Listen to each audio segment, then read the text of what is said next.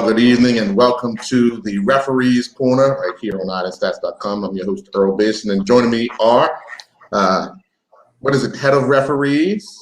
Correct. Cranston Williams, as well as Dwight Action Jackson. That's me, sir. And Lloyd Christopher. Well, good evening, gentlemen, and welcome to this edition.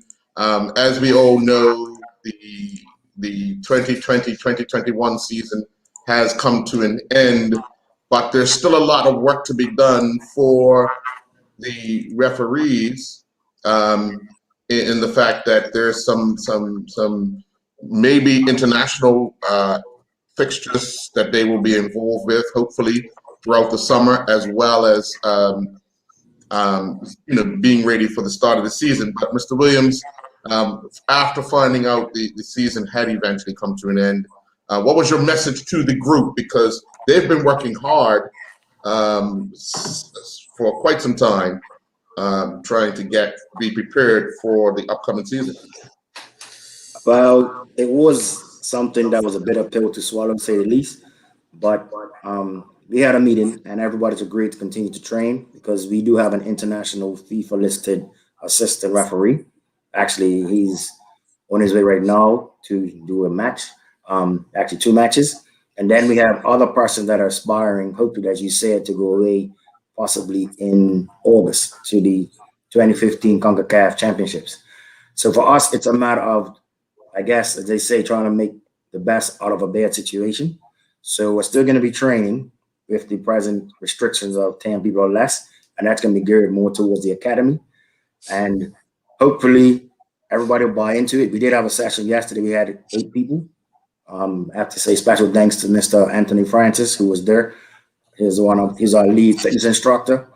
And Mr. Jackson, who also, I guess, he eventually will transition to that point. But it's just been a matter of just trying to keep everybody focused and motivated because, the referees were ready to go. But it's just unfortunate with the outbreaking cases. We understand that safety comes first.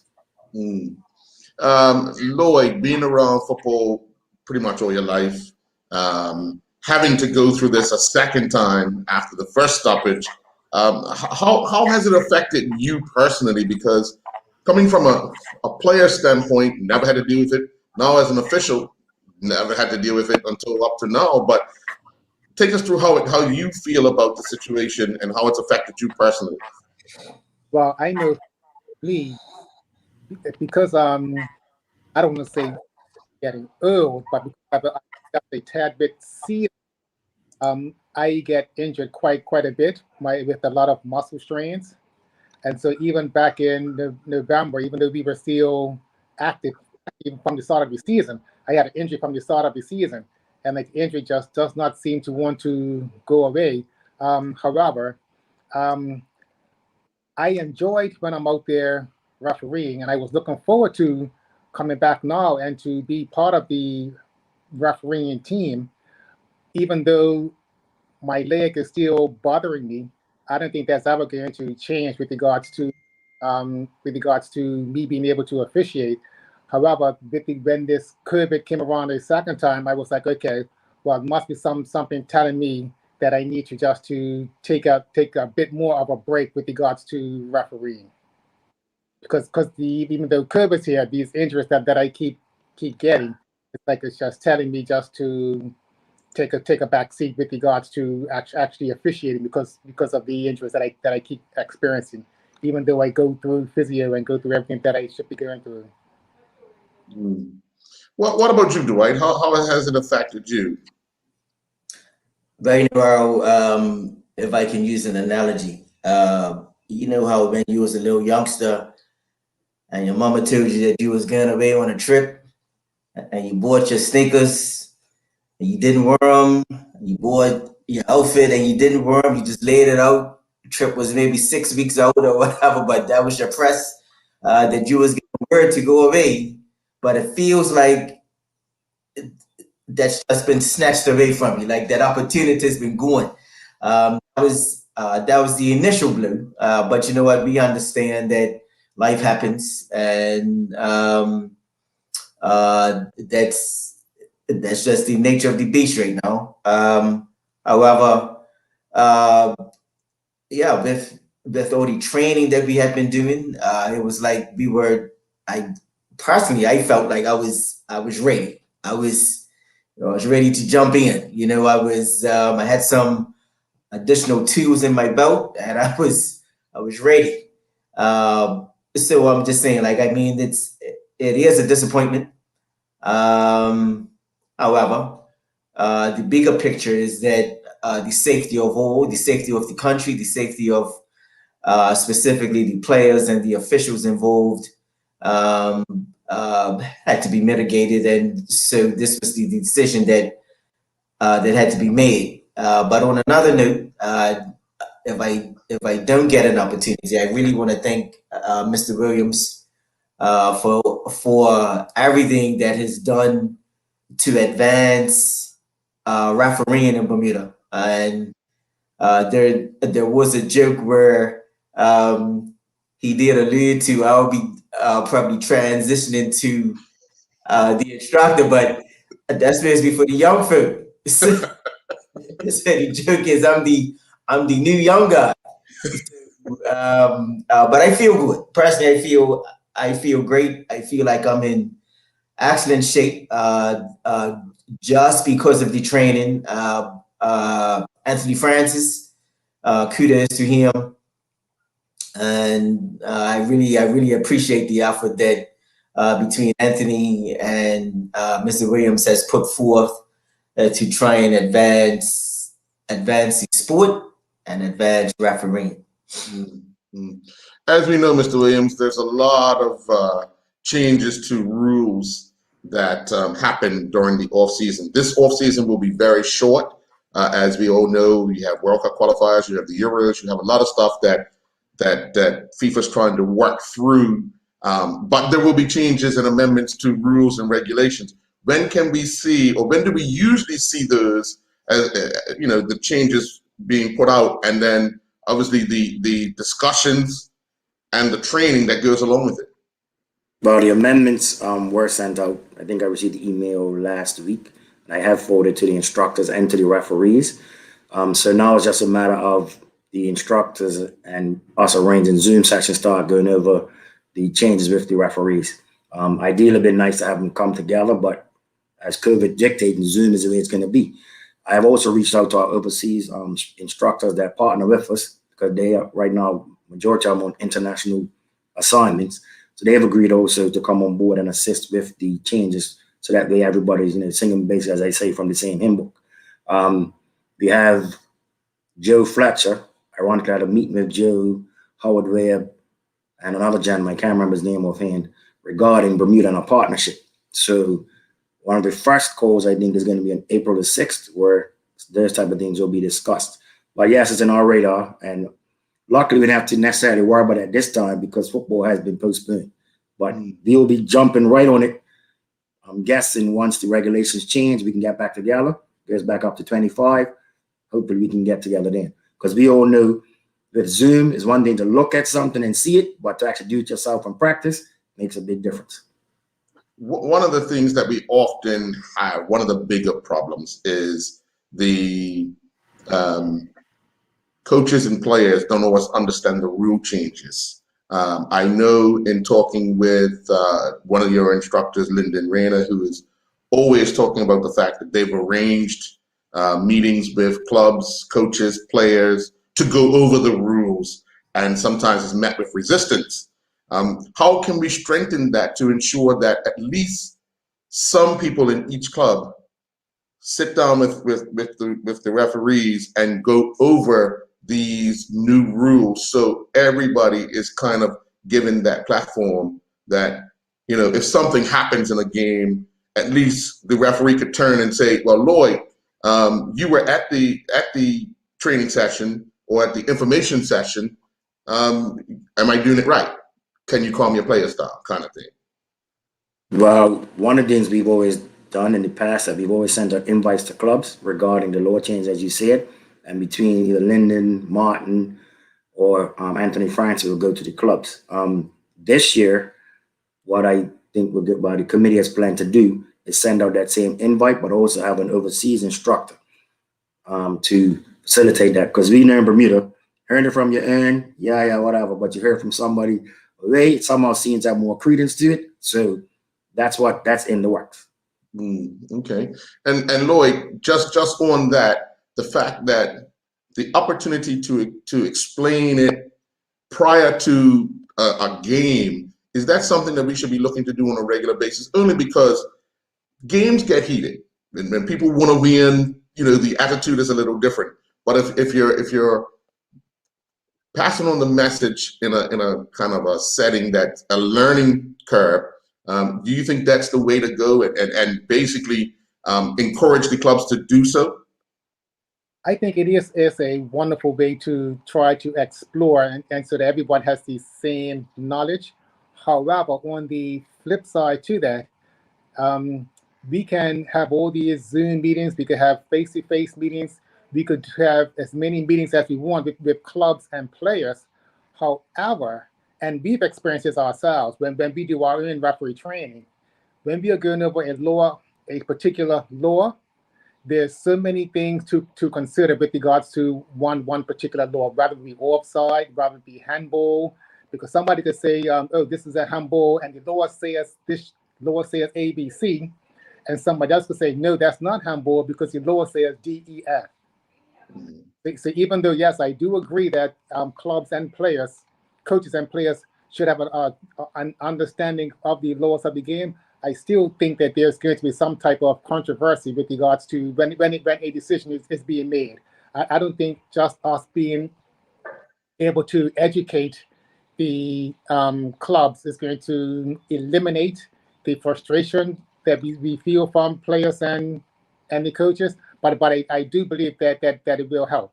But I don't think that it will eliminate, because you see now on these programs, when you see the especially in the EPL, and you have the I can't remember, the Dermot Gallagher coming on and trying to explain why the referee made this decision and why the referee made that decision. It's still somewhat ambiguous and it's still not a concrete answer. And I think so. I do believe that it will be helpful, but I don't think it would eliminate. Right. Well, that's a fair assessment. What about you, Dwight? What do you think? Right now, Earl, I have mixed reviews about that. Clearly, it perhaps may go a long way to explaining something prior to a match. What I've done in the past, or whatever, I've called the two captains together at one point prior to the game, or I've called the two coaches together to explain such and such. But you know what? When passion is part of the equation, all of that goes out the door, because somebody's gonna see something differently, and they're gonna say, "But you said." I think in one sense, you have to choose your battles, and you have to realize that not everybody's gonna hear the same thing the way that you said it. People can have a different interpretation. So there's a mitigating factors that you have to include. But other than that, hey, like I said, you have to choose your battles. Look at the personnel on the day and say, is this worth it? And then go from there. But I think on most occasions, you would err on the side of caution, and I would call the two principles together, and I would say, this is what we're dealing with today. Okay, fair enough. Lloyd, what of the new rules or the amendments to rules that have been made that will come into effect at the beginning of the new season are you kind of trying to wrap your head around right now? The new laws, I guess one of them would be the one that's so confusing is the handball, the handball. Because at one point at the start of the season, it was that the ball touches your hand inside the penalty area. They were blowing. They were saying penalty. Now they're saying that if the ball hits a part of your the shoulder, if it hits the shoulder or part of your arm where the sleeve is, if it hits that in this close proximity, that's not a handball. So I think us just trying to grab our hands around exactly what it is that the laws are implying. And for us, we just need to continuously go over and over and over and look at different videos so that we are in our minds, we're all on the same page when we make a decision. So if I make a decision on handball and Dwight makes a decision on handball, that they are similar incidences, and we are calling the same thing. So I think that's one of the frustrations that players have. They say, okay, well, Dwight called handball this time, but it's something similar, and Lloyd, you didn't call handball. Why is that? It's a handball, it's a handball. So just as long as us referees, if we are all on the same page and we understand the laws when they come into play, then we should be in good stead for the season for the upcoming season, or when the season restarts. Whenever that's going to be, we should be good to go. Right. I remember. I'm going to ask Dwight this. I remember when I was playing. Basically, they talked about intentional or unintentional handball. Intentional outside the box card, could be sending off. Out inside the box, intentional penalty. Unintentional could be an indirect free kick. Why do you think the rules changed? That was for you, Dwight. Unmute me. Yeah. I'm muted. No, I'm you're muted. good. Oh, I'm sorry. I repeat the question again because you kind of froze out for a second. Okay. So Your question. when I was playing, there was always the question of intentional and unintentional handball, right? Outside the box, intentional could be a sending off, could be a card, free kick. In the box, intentional, penalty. But unintentional in the box could result in a free kick. Why has the rule changed?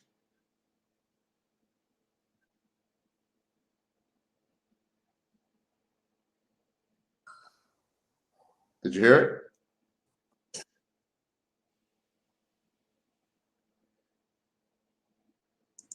I think it's frozen. Hear me out, Earl, but you frozen out the last part. But I think I'm got the gist of what you're asking. Yeah, he's gone. Well, Lloyd, what can you answer that? I could attempt to answer that. Well, okay. One of the things that the lawmakers have done, they've taken the word intent out of the law book altogether, because intent means that we can read somebody's mind and we can say that somebody intentionally handled. We can determine if somebody intentionally handed the ball, because the intent, we don't know what they ever intended, because we can't read their minds. So Okay. I think critical things there that they took the word intent out of it. And also with regards to handball, they just wanted to make it as easy as possible, because the more complex that it is with regards to handball, the more difficult it's going to be for referees to make a decision. So I think the law was changed from September, and then it got changed again to, I guess, what was around January, to make it a bit easier for officials to call handball, and that all officials can make the thing call in different circumstances. Well, let me answer this question, because I'm seeing these scenarios and it baffles me all the time. So defender standing on the line, from a corner, you know how the defender stand on the goalpost. An attacking player would have a clear header, heads the ball as hard as he can, and the guy on the line is just standing there, and the ball hits his hand. What should be the call in that instance? But the ball doesn't go in the net. What should be the call in that instance? It would depend on how close was the defending player to the attacking player. That's number one. Number two is how hard was the ball that came up the attacker's head? How hard was the shot? Another consideration would be move his arm towards the ball, or was he trying to move his arm away from the ball? That would be another consideration. And another one would be, what part of the arm did the ball actually hit? So Okay. all those considerations would have to be taken into consideration. So it can't just say, okay, well, the ball hit your arm, handball, red card, penalty. Because there's other considerations that would have to be taken into account. Right. So here lies where, for me, there will never be consistency. You know why? Because you'll see it one way as a referee. I'll see it another way as a referee. Cranston will see it another way as a referee. So, I mean, people talk about consistency amongst the referees where there will probably never be. But as long as you are consistent, I think that's the fair assessment of refereeing when it comes to looking at it consistently. Would you agree? Yeah, I agree. And the other thing is that as long as the referee can justify the decision that they Right. have made, that the Right. decision is in compliance with the laws of the game, then it's nothing that then the referee has every right to make the call that the referee made. Right. Because the one factor, I mean, you named all four things that you have to take in consideration to decide whether or not it's a handball, a red card offense, a penalty, all those things, right? Yeah. But if you miss two of those things because of line of sight, you've only got two decisions. You could, in your mind, you could only make your assessment on two things, right? Well, again, just as long as the referee has applied the laws of the game. Right. Because you look at even in the BPL when they're doing this VAR thing or whatever, it's still a difference of opinion. Yes. As long as the referee has followed the correct laws of the game and can justify his decision, then it's got to be. Right. Cranston, when you're talking with these instructors, especially the overseas guys, how often do they talk about these type of things? Because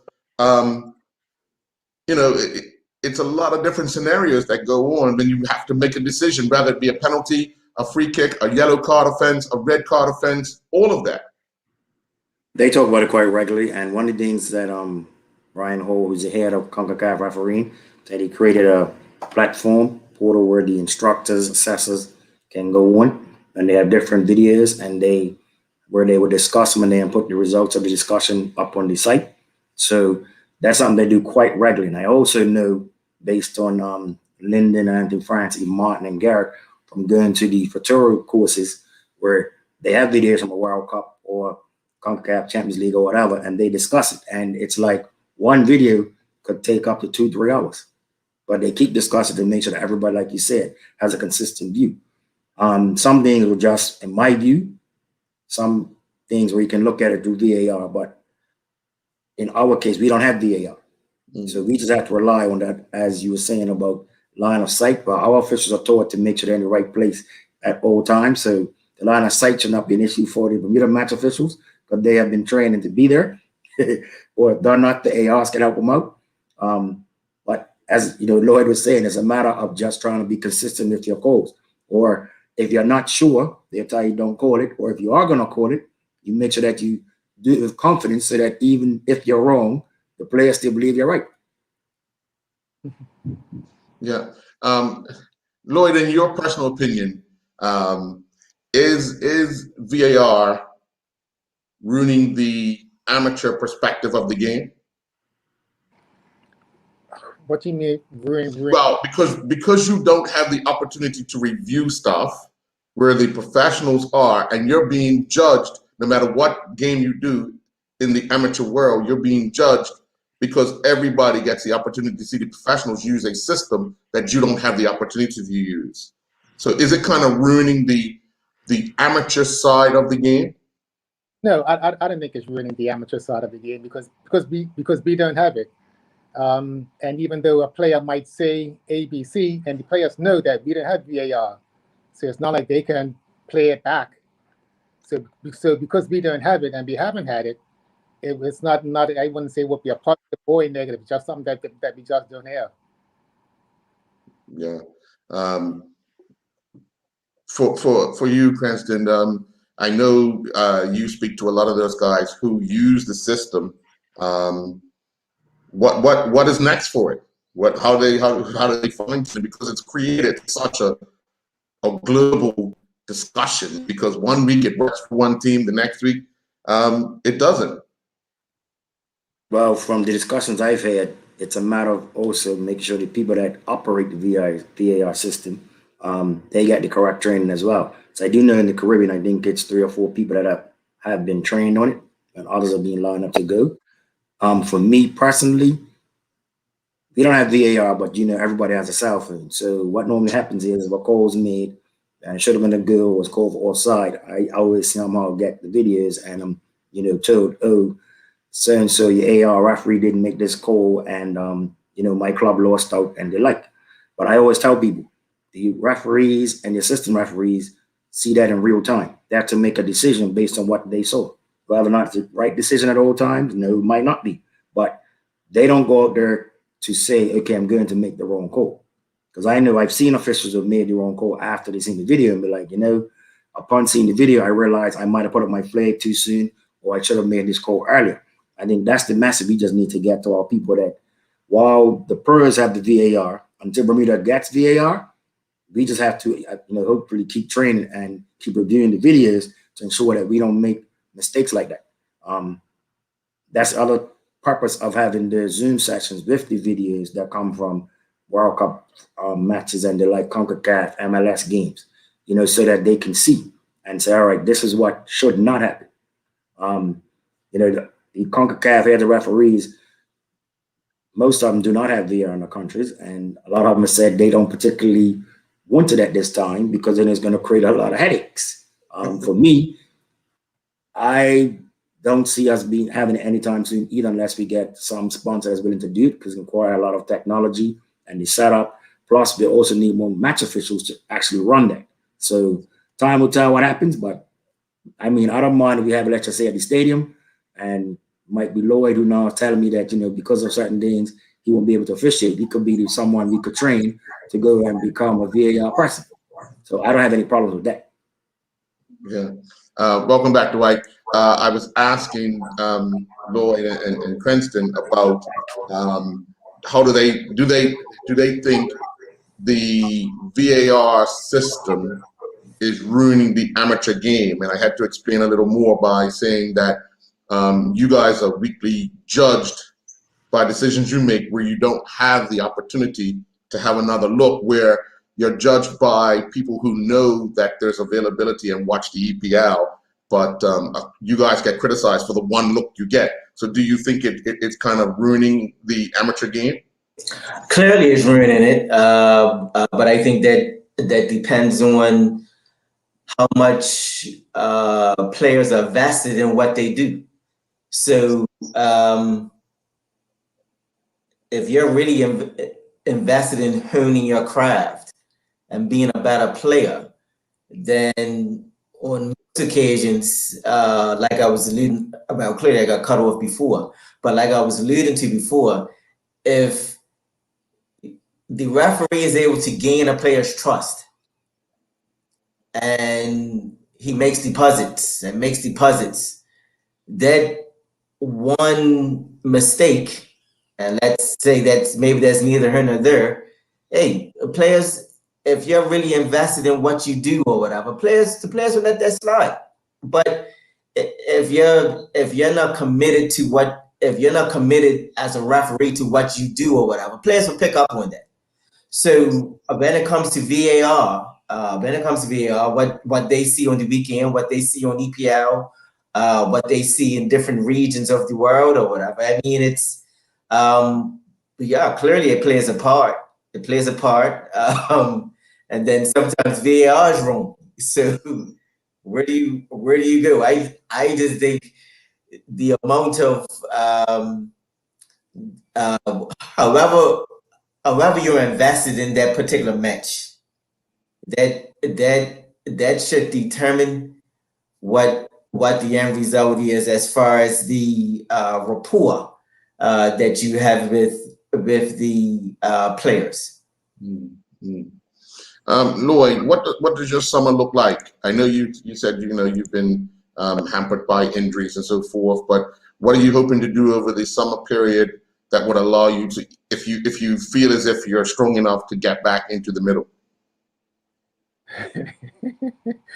My son, I will be, once we can, we'll be back out training with the referees. I didn't intend on stopping my training with the referees, even through my injuries, because I know now, or in the past when I've been out training, like Cranston will see me out there limping, and I'm saying that I am okay. It's not going to get any better, so I just need to go anyway. So I will keep going. I will keep my fitness up. I would also, I'm sure that we are going to be having a lot more Zoom sessions over the summer. I know last year we had a lot of Zoom sessions, technical sessions, and if push comes to shove, I'm sure we'll be having a lot of Zoom fitness sessions. So I will partake in these fitness sessions. And in addition to that, I plan on doing more on the assessing side of it, because that's what I really want to get into now because of my fitness levels. Because I don't think that I can last another season fitness wise. I may be able to last a game here and a game there. I know Cranston would like me to continue on. However, my body is saying to me, Lloyd, you need to look at something different. Because I still want to be a part of refereeing, and I think the assessing part of it, where I can assist with bringing young referees through, assist the younger referees, and also assist the current crop of referees, the current referees as well. Right. How often are the assessors course held, and what are some of the general basics around it? Say that again. How often are the assessors course held, and what is the basis around it? Well, right now we have sessions with Diane. I can't remember her last name. Ferrara, I think that's her last name. The Caribbean, and right now she holds Zoom sessions once a month. Okay. These are our sessions with other assessors and those who have been assessing for quite some time, and also with regards to new assessors as well. So it's a good mixture of assessors. Okay.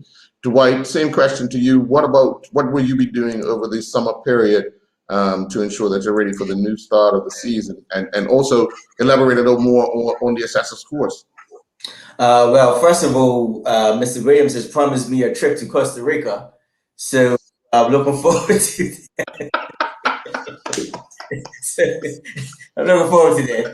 But in all seriousness, though, if we can keep our, or rather me, because I know Lloyd's getting in a different direction, but if I can keep my fitness levels to a near optimal level, and that should not be an issue for me. That will be what I'll be doing over the summer, and I'm sure there will be courses along the way, whether it be Zoom or anything in person that involves any sort of physicality. Now, with respect to the assessment, to the assessor's course, hey, this is an opportunity. This is an opportunity to just carry the baton a little further with the personnel that's going before us.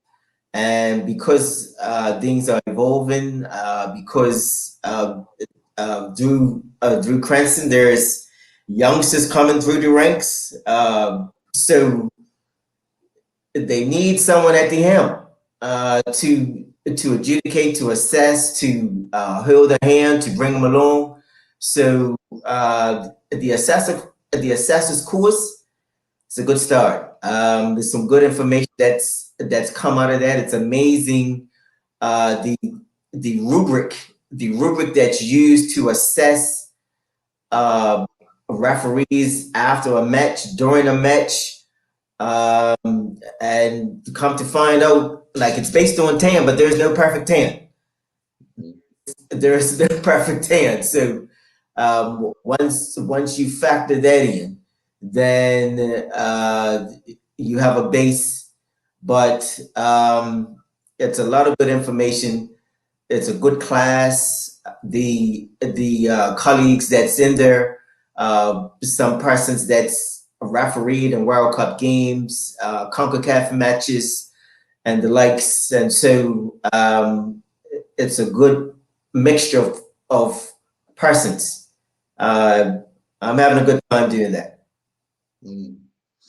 And Mr. Williams, what will you be ensuring is available for these officials over the summer in preparation for anything that may arise for them? But I did write to FIFA to ask for. We normally have what we call a rap course here in Bermuda, but I think right now it's going to be done via Zoom, like we did last summer. So I'm working on that. Also, pending on how COVID goes, possibility of maybe having an instructor to come in after they quarantine to run some sessions with them. And there's also the possibility of assessors being done via the US with the MLS group. But right now, the focus is to keep the academy people to continue to train as much as they can, even if just on a Sunday for now, until for the next 3 weeks. Hopefully the COVID cases drop so that we can go back to what we're used to. But it's just right now a matter of trying to just keep everybody focused, because right now what you're hearing is doom and gloom per se. No football, so people are home and they get comfortable. And it's also trying to encourage them to say, now's the time, try and do some things on your own, even if it's just go for a run for 10 minutes, 50, whatever it is, skip for 30 minutes, just something to stay active. Me, my brain's always working. And right now, that's one of the things my committee and the instructors and we are actually going to have a meeting about is how do we keep our people engaged? Because I'm a person that just because we're, in this COVID era, I still think there's only one way to go, and that's up. And with, like I said, our FIFA AR, on your list and having to do international duty, we have to also make sure that he is in the best possible shape that he can be in. So right now, I would say it's just exploring all of our options, and we'll just see how it goes from there. Well, we look forward to whatever is on the horizon for all you guys. I know it's not easy because it's a lot of unknowns. We don't know where we're going to be in 3 weeks' time.